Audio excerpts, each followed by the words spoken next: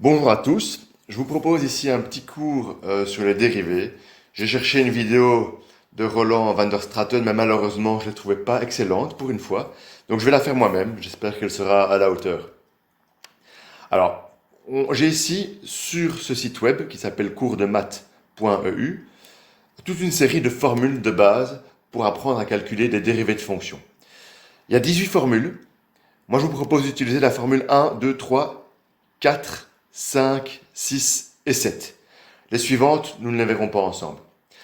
Vous voyez qu'on utilise différentes lettres dans ces formules. On utilise K, X, N, F et G. Alors, K, c'est quoi? C'est un nombre réel. Ça peut valoir 1, 2, 3, moins 1, moins 2, moins 3, ou 2,55, ou moins 3,57. C'est un nombre réel, K.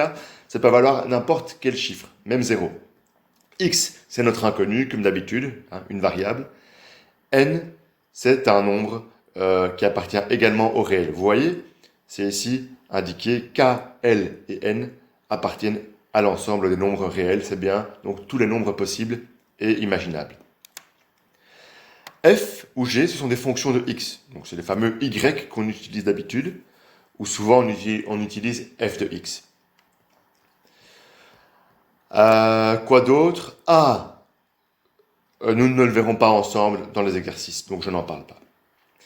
Quand vous voyez un petit prime ici, une petite apostrophe, ça veut dire dérivée. F' de x, c'est la dérivée d'une fonction. Vous voyez ici la petite apostrophe, la petite apostrophe ici, ça veut dire dérivée. On appelle ça prime. K', c'est la dérivée d'un nombre k. X', c'est la dérivée de x. On va le voir directement dans des exemples simples. Alors voici quelques petits exemples.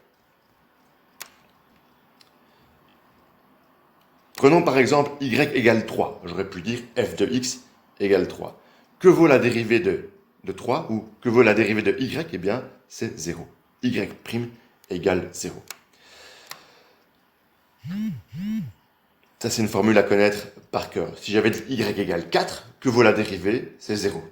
y égale moins 2,5, que vaut la dérivée? 0. La dérivée d'une constante k vaut 0. Deuxième exemple, y égale x. Que vaut la dérivée de x? C'est 1. Ça se démontre assez facilement. X, c'est x exposant 1. Je vous ferai la démonstration plus tard. Que vaut la dérivée de y égale 3x? Eh bien, c'est 3. De nouveau, c'est une formule à connaître par cœur. Si j'avais dit 4x, la réponse serait 4. Je pourrais aussi vous le démontrer facilement, je vous le ferai plus tard. Un peu plus compliqué. Que vaut la dérivée de moins 7 fois x cube? Eh bien, je vais appliquer la formule de base qu'on a vue dans la correction du devoir. Je l'ai fait hier en classe avec mon groupe. Je le ferai ce jeudi et ce vendredi avec mon deuxième groupe. On prend l'exposant. On vient le déposer devant. Ça va faire 3 fois moins 7. On fait moins 1 à l'exposant. Ça fera 3 moins 1, excusez-moi. J'ai pris l'exposant, je l'ai déposé devant. Ça fait 3 fois moins 7 ou moins 7 fois 3. C'est la même chose. On fait moins 1 à l'exposant. On se retrouve avec moins 7 fois 3, ça fait moins 21, fois x exposant 2. Il s'agit de la formule 3 et 5. La formule 3, c'est celle-ci, c'est la formule de base qu'il faut connaître par cœur. X exposant n, le tout dérivé. On prend l'exposant n, on le met devant le x. On fait moins 1 à l'exposant. Ça nous fait n fois x exposant n moins 1. D'accord? Quant à la formule 5, c'était bien une constante, donc un nombre réel, fois une fonction de x, dérivée. Ça fera cette constante fois la dérivée de la fonction. Ne vous inquiétez pas, tout ça peut paraître très abstrait, mais nous allons faire toute une série d'exercices pour rendre les choses plus claires. Encore un autre petit exemple, le 5. Ça devient déjà plus complexe. On a y est égal à 3 fois x au carré, plus 2, moins 1 demi fois x. Comment est-ce qu'on va dériver tout ceci? Très simplement, on va considérer 3 termes. On va d'abord dériver 3x carré, puis on va dériver 2, et ensuite on va dériver moins 1 demi x. Alors comment est-ce que je dérive 3 fois x carré? Je prends mon exposant, je le mets devant. Regardez, ça fait donc 2 fois 3. On fait moins 1 à l'exposant, 2 moins 1. On a donc 2 fois 3, le tout fois x exposant 2 moins 1. Ça nous fera 6x exposant 1. Regardez, il est ici mon 6x exposant 1. Je n'ai pas écrit exposant 1 parce qu'on n'est pas obligé de le mettre. Ensuite, on va dériver 2. 2, c'est une constante. La dérivée d'une constante vaut 0. J'ai donc plus 0 ici. Et puis, on va dériver moins 1 demi x. N'oubliez pas qu'il y a un petit 1 ici. Moins 1 demi x, c'est moins 1 demi x exposant 1. Je prends le 1, je le dépose devant. Ça va me faire moins 1 fois 1 demi, fois x exposant 0. X exposant 0, ça fait 1. Le x disparaît. Moins 1 demi fois 1, ça fait moins 1 demi. Et voilà, j'ai ici moins 1 demi. Je vais m'arrêter là pour les exemples pour l'instant et on va passer à la résolution d'une série d'exercices corrigés.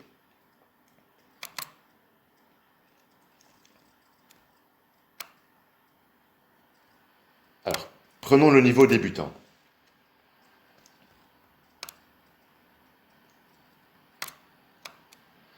Je vous propose ici une droite de pente négative qui passe par y égale 1 et y égale 3. On connaît l'équation de cette droite. L'équation de la droite, c'est y est égal à moins 1 tiers de x plus 1. Souvenez-vous, dans y égale ax plus b, le coefficient du x ici, c'est la pente. Donc moins 1 tiers, c'est la pente de ma droite. Et le plus b, le plus 1 ici, c'est l'ordonnée à l'origine. On voit bien que c'est ici, c'est bien 1. Le plus b, le plus 1, c'est l'intersection entre la droite et l'axe des y. On vous demande dans un premier temps de calculer graphiquement la pente de la droite à l'aide de la formule bien connue, delta y sur delta x. Comment est-ce qu'on va faire? Je vais afficher la solution, ce sera le plus simple. J'ai ici un point A et un point B. J'ai ici un delta y, ici un delta x. Delta y sur delta x, c'est bien yb moins ya sur xb moins xa. Yb vaut 2. Ya vaut 0. Xb vaut moins 3. Xa vaut 3. J'ai donc bien ici 2 moins 0 sur moins 3.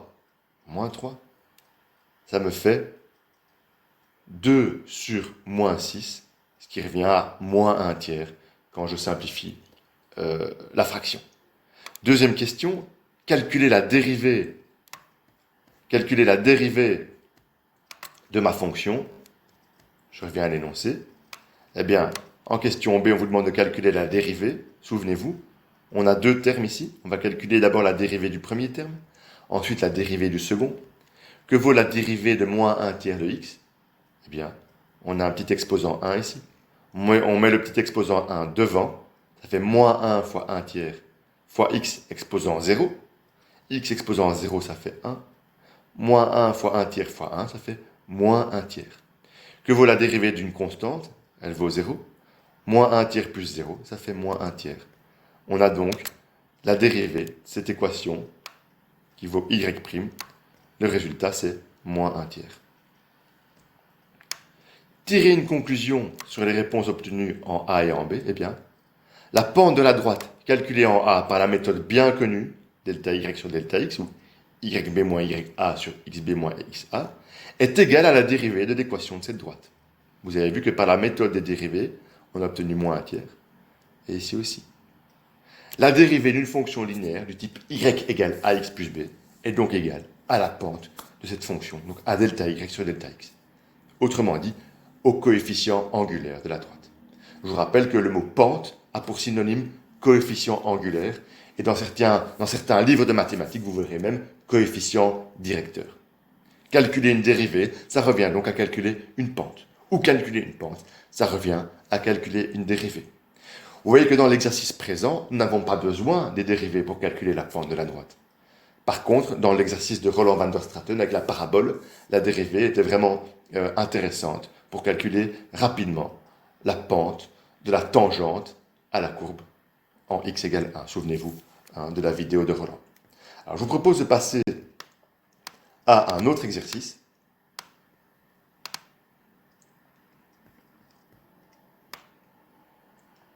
Prenons l'exercice numéro 2. on a ici une belle parabole, qui est la suivante. Ce n'est pas la même parabole que Roland van der Straten. L'équation de notre parabole, attendez un petit peu, je vais revenir à l'énoncé. Parce que là, j'affichais la solution. Voilà, l'énoncé, il est ici. Étant donné le graphique de la parabole suivante, et connaissant son équation y égale x carré plus 1, on connaît également sa tangente en x égale moins 2, enfin on l'a tracée ici, c'est la tangente à la parabole en x égale moins 2. On vous demande de calculer la fonction dérivée y' de cette parabole à l'aide des formules, de calculer graphiquement la pente de la tangente, ça en fera un petit calcul graphique, et on verra pour la suite. Alors,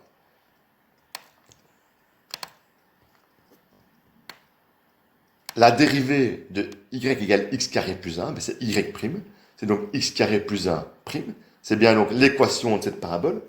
La dérivée de x carré, c'est on prend l'exposant, on le met devant, ça fait 2x, on fait moins 1 à l'exposant, on va avoir 2 fois x exposant 2 moins 1, ça va nous faire 2x exposant 1, ou bien 2x, plus la dérivée de 1, la dérivée d'une constante c'est 0, on va donc avoir 2x plus 0.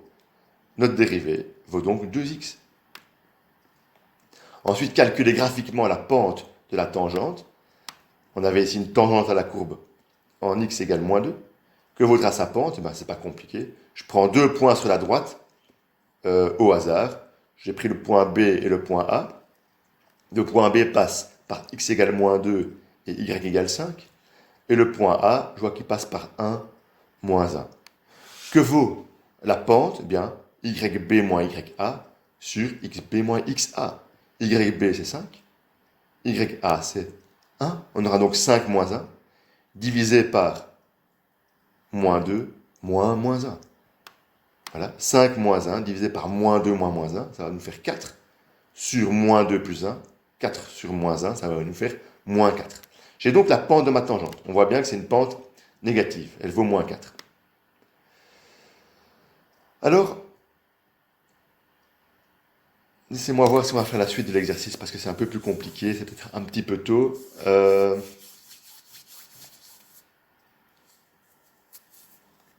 vais vous proposer autre chose.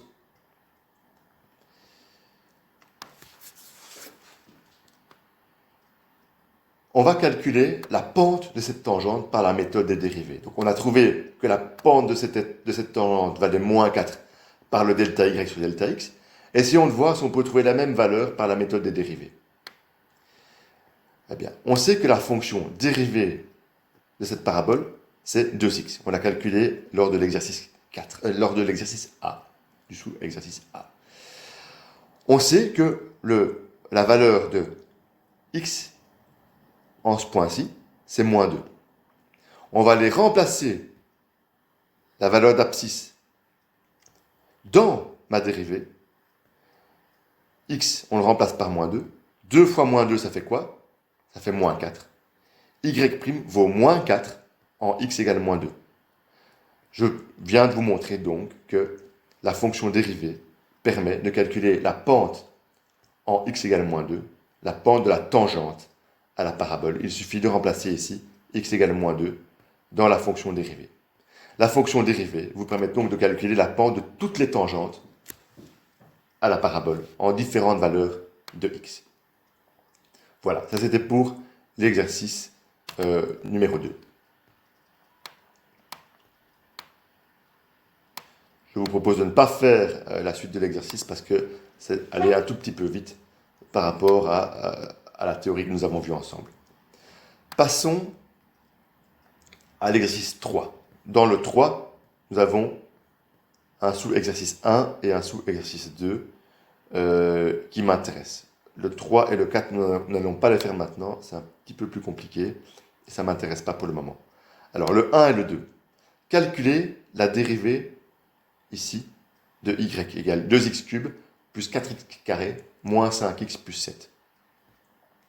Comment allons-nous faire? De nouveau, nous avons 3 paquets, 4 paquets. 2x cube 4x carré, moins 5x et 7. Comment est-ce qu'on calcule la dérivée de 2x cube? On prend l'exposant, on le dépose devant, vous voyez, ça nous fait 2 fois 3. On fait moins 1 à l'exposant, il nous reste 2. On a donc ici 6x carré. Voilà, ils sont ici, 6x carré. Passons au paquet suivant. De nouveau, on prend l'exposant, le 2, on le met devant le 4, ça fait 2 fois 4, on obtient 8. On fait moins 1 à l'exposant, on a donc 8 fois x exposant 1, ce qui fait 8x. Ils sont là. Troisième paquet, moins 5 fois x. La dérivée de moins 5 fois x, c'est comme moins 5 fois x exposant 1.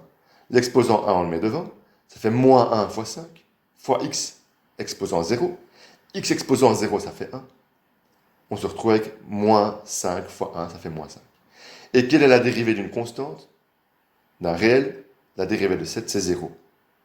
Et donc, on a ici 6x carré plus 8x moins 5 plus 0. Voilà. Passons au 2. Que vaut la dérivée de y égale moins 7 plus 5 fois x moins 5 demi fois x carré moins 3 fois x exposant 4. Même topo, la dérivée d'une constante, c'est 0. On obtient 0 ici. La dérivée de 5 fois x, on a 5 fois x exposant 1. On prend le 1, on le dépose devant le 5. Ça fait 1 fois 5. Fois x exposant 0, puisqu'on a fait moins 1 à l'exposant. Ça va nous faire moins 1 fois 5 fois 1. Excusez-moi, c'est pas moins 1, c'est plus 1. Plus 1 fois 5 fois 1, ça va nous faire 5. Qu'est-ce qui se passe avec le moins 5 demi x carré? On prend l'exposant 2, on le dépose devant. Moins 2 fois 5 demi, fois x exposant 1, voilà. Il est ici, moins 2 fois 5 demi, fois x exposant 1 ici. 2 moins 1, ça fait 1. Moins 2 fois 5 demi, ça va nous faire les 2 qui se simplifient, il va rester moins 5. Vous voyez, on a ici le moins 5. Fois x exposant 1.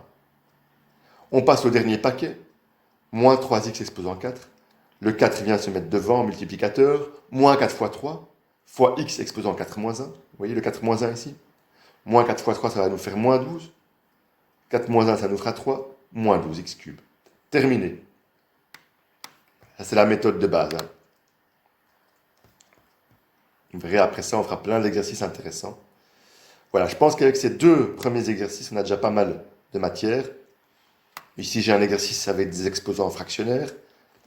Ça ne change rien, hein. C'est juste un tout petit peu plus compliqué parce qu'il faut multiplier des fractions.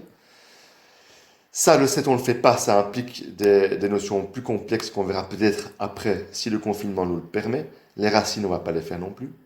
Ça non plus. Oui, la suite, on fera peut-être plus tard, mais pas maintenant. On ne va pas tout faire en même temps. Alors, je vais arrêter ma vidéo ici et je vais vous proposer maintenant quelques exercices sur papier. Vous m'en direz des nouvelles. Bon amusement!